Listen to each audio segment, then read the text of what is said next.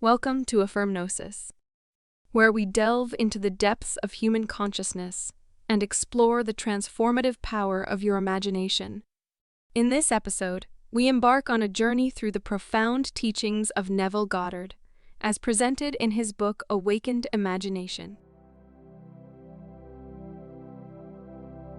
Hey everyone, and welcome back for another deep dive here on Affirmnosis. Today we're going deep into Neville Goddard's Awakened Imagination. And to help us unpack it all, we have not one, but two Neville Goddard experts joining us today. So excited to be here. Yeah, this is going to be an amazing journey into the world of imagination, so Right. buckle up. Looking forward to it. So, right off the bat, Goddard comes out with this really powerful statement. He says, "The word imagination has been so abused by various interpretations that it has lost its original dignity and power." He's right. Yeah, it's like we need to reclaim the true meaning of imagination. Absolutely. And I think to understand Goddard's perspective, you have to grasp his central idea. He equates the central figure of the Gospels, Jesus Christ, with human imagination. Whoa, okay, so right out the gate, imagination being the same as Jesus. How can we even wrap our minds around that? Yeah, it's definitely a mind bender. What Goddard is doing is shifting our understanding of both imagination and Christ. He's saying that the Christ in you is actually your imagination. He's not talking about a literal physical Jesus, but the power of creation itself that resides within each of us. So instead of looking at Jesus as this external figure, we should be looking inward to our own imagination as the source of creation. Exactly, and this is where things get really interesting, especially when Goddard brings in the concept of forgiveness as a test of awakened imagination. Okay, now I'm intrigued. How does forgiveness connect to all of this? Well, Goddard saw forgiveness as a radical act of aligning yourself with your goals, even when everything around you seems to contradict them. Forgiving someone, in his view, means seeing beyond the current circumstances and fully identifying with the ideal outcome, regardless of what your senses are telling you. So it's about choosing to see the best in people, even when they might not be showing it at that moment. Yeah, and it's about seeing the best in yourself and in your circumstances. It's about maintaining that inner vision of what you want, even when the external world doesn't match it yet. It's about having faith in the unseen. It's about fully embodying the feeling of your wish fulfilled, so much so that it becomes your reality. Goddard dives deeper into these principles with the concept of inner movement, which he describes as the driving force behind everything that happens in our external world. So it's not just about visualizing, but actually taking mental action, making moves within our imagination, that will then ripple outward. Exactly, and this is where Goddard's teachings get even more fascinating. There's this great story in the book about a blind woman in San Francisco who used this principle to solve a transportation problem. Oh, I love the stories. Tell me more. Okay, so this woman relied on the bus to get to work, but then the bus route changed, making her commute incredibly long and difficult. And she desperately wished that someone would drive her to work. She couldn't drive herself, but she decided to apply Goddard's principle of inner movement. So she started visualizing herself being driven, right? Yes, every single day she sat in her living room and imagined the experience of being driven to work in vivid detail. She imagined feeling the rhythm of the car, the smell of gasoline, even the sensation of touching the driver's sleeve as she thanked him. She can even hear him reply, "The pleasure is all mine." She really went all in on the sensory details, making it real in her mind. Absolutely. And what happened next is remarkable. Within just a few days, two complete strangers separately offered to drive her, one to work and one back home, exactly matching what she had envisioned. Wow. Talk about the power of inner movement. Her focused imagination literally created a solution out of thin air. It's a perfect example of how our inner actions, those movements within our imagination, can have a direct impact on our outer reality. But Goddard doesn't stop there. He takes us even further with the concept of revision, which, in my opinion, is one of the most powerful techniques he offers. Revision, so that's where we get to rewrite the past, right? Yeah. Like having a do-over for those moments we wish had gone differently. Exactly, and Goddard believed this technique wasn't just about dwelling on what went wrong, but about actively transforming those past experiences into something that serves us better. It's like being the director and editor of our own life's movie, going back and reshooting the scenes we want to change. I love that analogy. It really captures the essence of revision. Goddard believed the key to successful revision is experiencing those rewritten scenes with the same vividness and emotion as if they were happening in the present moment. It's about feeling the emotions of the revised experience, not just intellectually thinking about it. And this reminds me of the story about the artist who used revision to heal from a painful foot injury. Oh, yes. That's a powerful example of how revision can be applied not only to emotional experiences, but to physical healing as well. So she initially saw she'd injured her foot when she dropped a chair on it. But when the pain got worse that evening, she felt guided to revise a different event altogether. An interaction earlier that day when she had some negative thoughts towards someone she knew. So instead of focusing on the physical injury, she shifted her attention to revising her past emotional state. That's exactly what she did. She mentally replayed that encounter, but this time she replaced her negative thoughts with feelings of kindness and forgiveness. It was like she was giving herself a do-over, a chance to respond differently. And the next morning, her foot was completely healed. It's incredible how this technique can work on multiple levels. It's a testament to the interconnectedness of our mind, body, and emotions. And it shows how revising events, even those seemingly unconnected to a physical ailment, can lead to healing and transformation. It highlights the power of self-forgiveness. Goddard believed that when we revise past events, we release any negativity or guilt we might be holding on to, aligning ourselves with a more harmonious reality. It's not just about changing the past, but about shifting our internal state and creating a new foundation for future experiences. And speaking of our internal state, Goddard also delved into the power of something we all experience constantly, inner speech. You mean those mental conversations we have with ourselves sometimes all day long? Yes, Goddard believed those inner dialogues are incredibly powerful, shaping our outer reality in profound ways. It's not just about what we say out loud, but what we're constantly saying to ourselves in our heads. Those silent affirmations, those worries and doubts, they're all contributing to the reality we experience. Exactly. Those inner dialogues are like a constant stream of creation. And I'm reminded of this incredible story your wife shared about her experience with inner speech. Oh yes, she woke up one morning with this distinct voice in her head, a voice of authority, that told her to stop spending and start investing her thoughts, time, and money. It was so clear and powerful that it completely shifted her perspective. That's powerful. It speaks to the idea that we have a choice in how we use our mental energy. Are we spending it on negative thoughts and worries, or are we investing it in creating a reality we desire?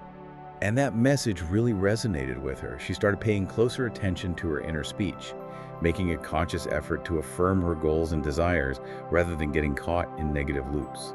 It's amazing how a simple shift in our inner dialogue can have such a profound impact on our lives. And we're just scratching the surface here. Goddard's book is packed with mind-blowing concepts and practical techniques. We've only just begun to explore the depths of awakened imagination. There's so much more to uncover, so stay tuned for part 2 of our deep dive. Welcome back to our deep dive into awakened imagination. One of the things that really fascinates me about Goddard is how he takes these spiritual concepts and makes them practical.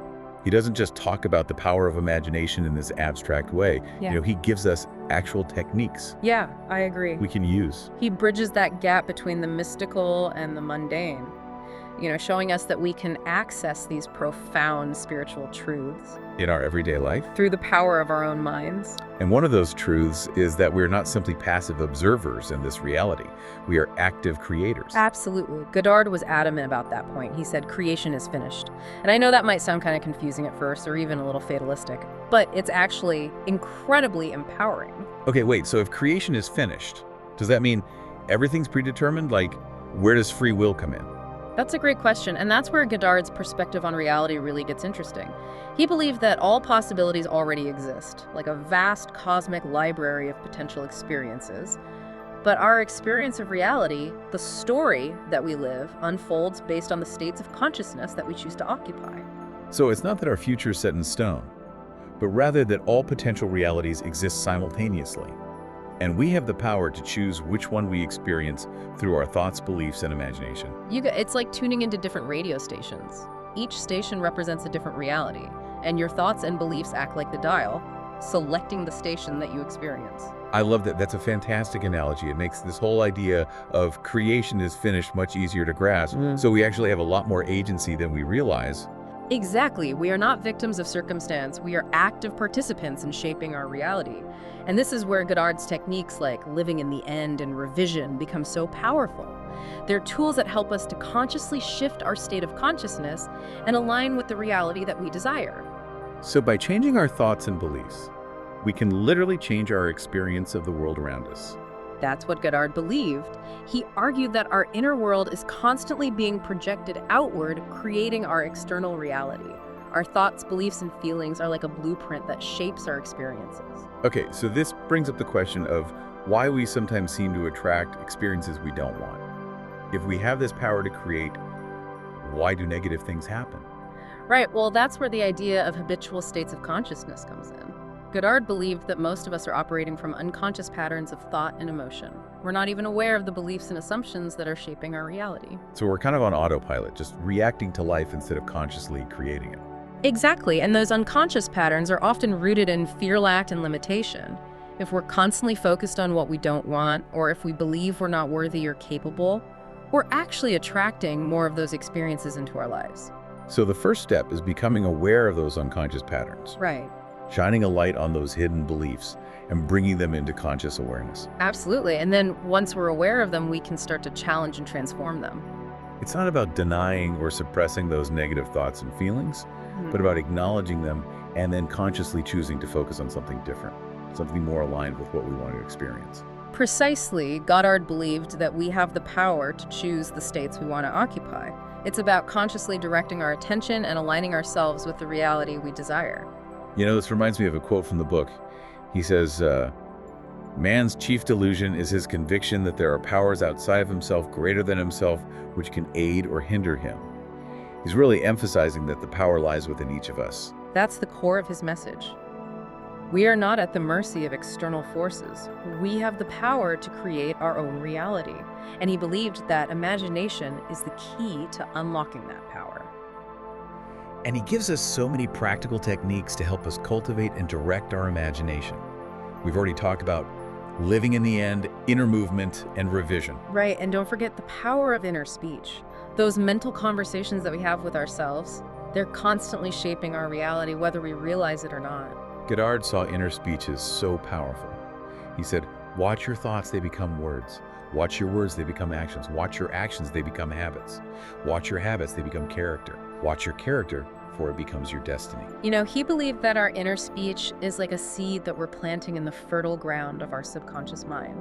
And those seeds will eventually grow into the experiences that we manifest in our lives. So if we're constantly thinking negative thoughts or dwelling on what we don't want, we're essentially planting seeds of negativity that will ultimately bear fruit in our outer world.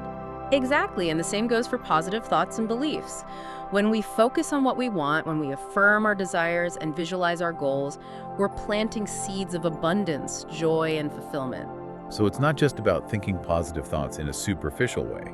It's about cultivating a deep inner knowing, a conviction that what we desire is already ours, even if we can't yet see it with our physical eyes. That's where faith comes in. And for Goddard, faith wasn't about blind belief or wishful thinking. It was about a deep inner knowing, a certainty that what we desire is already manifested in the spiritual realm and will inevitably be reflected in our physical reality. It's about trusting in the power of our own minds to create our reality. And that trust often requires us to let go of the how and surrender to the divine wisdom of the universe. He believed that when we try to micromanage the manifestation process, we limit the infinite possibilities that are available to us. It's about having faith that the universe has a plan for us, even if we don't fully understand it. It's about trusting that everything is unfolding in perfect timing, and that the universe will provide everything we need to fulfill our desires. And that surrender can be challenging, especially in a world that often emphasizes control and predictability. But Goddard believed that when we can truly let go and trust, we open ourselves up to miracles. You know, his teachings require us to kind of expand our minds and embrace a new way of thinking about reality. It's about recognizing that we are not limited by the boundaries of our physical senses. We have the power to transcend those boundaries and tap into the infinite potential that lies within us. He said, the world is yourself pushed out. Ask yourself what you want and then give it to yourself. He's challenging us to step into our power as conscious creators and claim our birthright as divine beings made in the image and likeness of the Creator. That's such a profound and liberating message. It means that we have the power to create a life filled with joy, abundance, and fulfillment, regardless of our external circumstances. And it's all accessible to us right here and now through the power of our awakened imagination. This is just part 2 of our deep dive into awakened imagination. There's even more to explore, so make sure to join us for part 3, where we'll delve into some final key takeaways and practical tips for applying Goddard's principles in your own life. Welcome back to the Deep Dive. We're wrapping up our exploration of Neville Goddard's awakened imagination. And one of the things that has really stuck with me is his emphasis on those habitual states of consciousness. It's like he's saying we're often running on autopilot, unaware of the beliefs and assumptions that are actually shaping our experiences. Yeah, it's such a crucial point, Goddard believed that our habitual thoughts, beliefs, and even emotional patterns, they create this lens through which we see the world. It's like we're wearing glasses with a specific tint that colors everything that we perceive. So it's not that there's no objective reality out there, but our experience of that reality is filtered through this lens of our own making. Exactly, and the problem is we're often completely unaware of that tint. We don't even realize those habitual states are running the show. That's why Goddard stressed the importance of becoming aware of those unconscious patterns, bringing them into the light of consciousness where we can start to work with them. So step 1 is self-awareness. Really paying attention to our thoughts, beliefs, and habitual reactions. But then what? What do we do once we've identified those patterns that might not be serving us? Well, Goddard believed we have the power to choose the states that we want to occupy. It's not about denying or suppressing those negative thoughts and feelings, but about acknowledging them and then making a conscious choice to shift our focus to something that's more aligned with what we desire. So we become the deliberate architects of our inner world, which then ripples outward to create our external reality. That's the essence of it, and this is where Goddard's techniques like living in the end and revision come into play. They're tools to help us consciously shift our state of consciousness and align with the reality that we want to experience. Now, Goddard also had a lot to say about the power of forgiveness too, both for ourselves and for others. Oh, absolutely. Forgiveness was huge for him.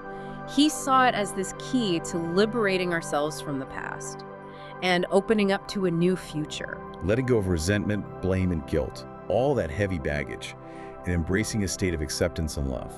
And that forgiveness isn't just directed outwards, it's also about forgiving ourselves, releasing self-judgment, and embracing our own inherent worthiness. Yeah, that inner work is so crucial. Goddard believed that when we truly forgive ourselves and others, we unlock the fullness of our creative power.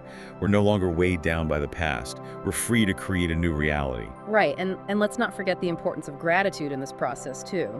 Goddard saw gratitude as a powerful state of consciousness that helps us to align with the good in our lives. Shifting our focus from what we lack to what we have. Appreciating the blessings in our lives. Yeah. Big and small. And that appreciation has this ripple effect. When we're grateful, we attract more things to be grateful for. It's like a positive feedback loop. Expanding our experience of abundance and joy. Now, ultimately, Goddard's teachings are a call to action.